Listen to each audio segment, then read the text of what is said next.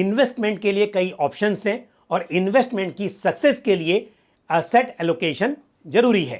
Asset allocation का मतलब है कि अपने निवेश के पैसों को डिवाइड करके अलग अलग एसेट क्लासेस जैसे कि इक्विटी, डेट, गोल्ड, सिल्वर इत्यादि में इन्वेस्ट करना। नमस्कार, मैं हूं पंकज मटपाल और आप देख रहे हैं एमएफ की पाठशाला।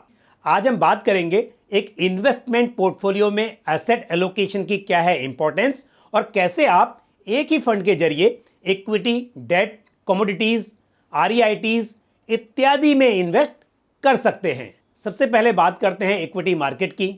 वॉलेटिलिटी इक्विटी का इनहेरेंट नेचर है और देखा जाता है कि सभी शेयर्स एक जैसा परफॉर्म नहीं करते, लेकिन देखा गया है कि यदि सही रिसर्च और एक्सपर्ट्स की मदद से इन्वेस्ट किया जाए तो लॉन्ग टर्म में कैपिटल एप्रिसिएशन हो सकता है। एक इन्वेस्टमेंट पोर्टफोलियो में दूसरा इंपॉर्टेंट एसेट क्लास है डेट। डेट सिक्योरिटीज को फिक्स्ड इनकम इंस्ट्रूमेंट्स के रूप में भी जाना जाता है। डेट सिक्योरिटीज जैसे बॉन्ड्स, डिबेंचर्स और गवर्नमेंट सिक्योरिटीज इत्यादि से पोर्टफोलियो में बैलेंस बनाने की कोशिश की जा सकती है। कमोडिटीज जैसे गोल्ड, सिल्वर इत्यादि भी एक मल्टी एसेट इन्वेस्टमेंट पोर्टफोलियो का इंपॉर्टेंट पार्ट है और इसे इफेक्टिव इन्फ्लेशन हेज माना जा सकता है।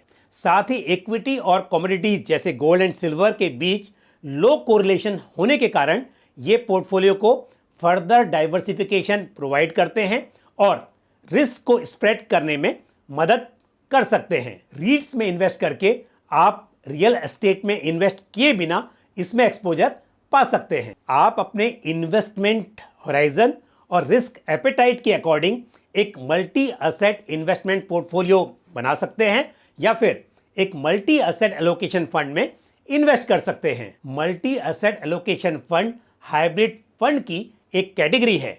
सेबी के नियमों के अनुसार मल्टी एसेट एलोकेशन फंड का इन्वेस्टमेंट कम से कम 3 एसेट क्लासेस में होना जरूरी है और स्कीम के टोटल एसेट का एलोकेशन हर एसेट क्लास में मिनिमम 10% होना चाहिए।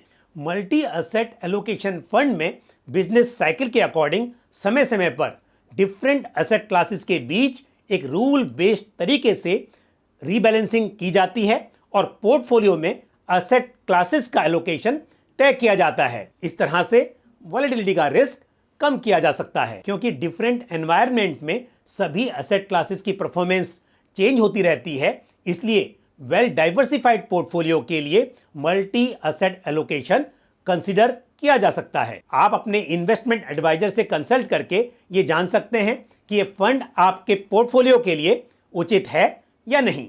मैं उम्मीद करता हूं कि आपको जानकारी पसंद आई होगी।